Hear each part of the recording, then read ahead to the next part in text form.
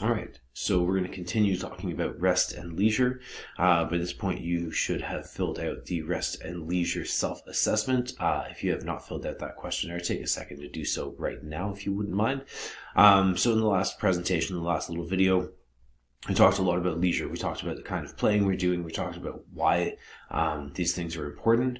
Okay, this time I'm going to talk a little bit more about rest. Okay, so we have this idea of our work-life balance. Okay, what is that? It's the idea that we don't let our work or our school define our entire lives, right? Having something to do outside of the time we spend doing work is just as important to actually being in work, providing something for, to support our families, to make money, something to, contribute to society, whatever. Work is very important, but having a balance between work and our life is equally important, if not more important. Okay. And many studies have been done on this, and it's shown that people with a good work-life balance have fewer health problems, they have more engagement, they have less burnout, and they're more mindful. Okay, so mindfulness just means that you're considerate of other people, you're considerate of yourself, you're considerate of all the things going around you in your environment. Okay, so as well as play, rest is incredibly important to health, happiness, and productivity. It's been shown to improve heart health, lower blood pressure, and cortisol levels. Cortisol is the chemical that your brain releases. It's called the fight or flight hormone. Okay, it can be really helpful, but it also can be really harmful when we're getting too much of it. Okay, vacation in particular has been shown to reduce the risk of heart disease and increase lifespan in this. So that's really interesting. Okay, why is this important for a conversation about work? Why is this important to your employer? Okay, beyond our health, there are other reasons rest is critical. From a business perspective, it reduces the amount of sick days employees need, and with absenteeism causing over $3,000 per employee every year, according to some estimates, it's certainly something worth reducing. Right, so if people being away from work is costing all this money to employers, right? Because we're sick, because we're burnt out, because we just need to take some time for ourselves, right? We've all heard of the idea of personal days. This is costing $3,000 per employee per year, according to some estimates, right? And that's going to incorporate, people that are making a whole lot of money and people that are making not so much money, right? But oftentimes you think about like a teacher out of school, right? If a teacher doesn't show up for work, they need to call someone in, right? They need to have someone substitute, a substitute teacher, okay? And that costs school boards, companies, that costs everyone a lot of money. So if we have vacation days, which you've also heard of, right?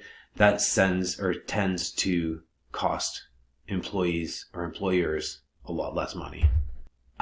So rest also has a really strong effect on creativity. Research has shown that workplace performance improves after a period of rest and recovery, even among people who enjoy their work. If you're in a creative job, you're going to need some rest in order to do your best work. A study from the University of York and the University of Florida found more than 40% of our creative ideas come during breaks and downtime when our minds are free to wander. I always use the equation of Lego. I always thought about this when you're a little kid and you have a big old bucket of Lego and you're making the spaceship, right? We talked about the spaceship in the last video. And you know that in that big bucket of Lego, there's that perfect piece to make that spaceship exactly how you want it, right? Sometimes you're looking for that piece and you can look for an hour or 2 hours and you just keep swishing through. You dump the whole bucket of Lego out on the floor and your mom gets all upset at you. And you still can't find it, right? You can't find that perfect piece that you know is in there to make the spaceship that we want to make. But what happens is as soon as you stop looking for that piece, what piece floats to the top but the exact one you were looking for, right? Another way of thinking of it is something that people have coined the term shower thoughts, right? So when we're in the shower, we're just minding our business, we're washing our hair, we're doing something that we do every day, right? And we don't really think about it all. And that's when, if we're working on a big project or we need some kind of ideas, that's when those creative ideas come to us because we're not forcing them out, right? We're relaxing, we're not thinking about it, and then snap. That's when we get these great ideas, okay? Another thing is advancement, okay? You may actually be better off at work if you take more vacations. According to Project Time Off, people who take all their vacation time are 6.5% more likely to get a promotion or a raise than people who leave 11 or more paid vacation days left over.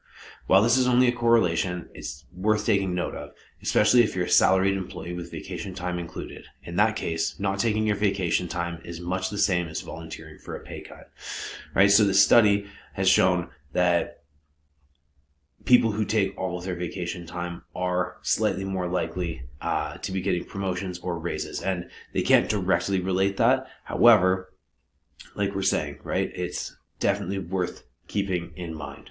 Okay? So something else that you can do if you don't have vacation time, let's say, if you don't have a salaried employee, or if you're not a salaried employee, take a meaningful break during the day. Okay? Disconnect fully from work. Right? Stand up from your desk or from the cash register that you're at. Go outside. Give your eyes a break.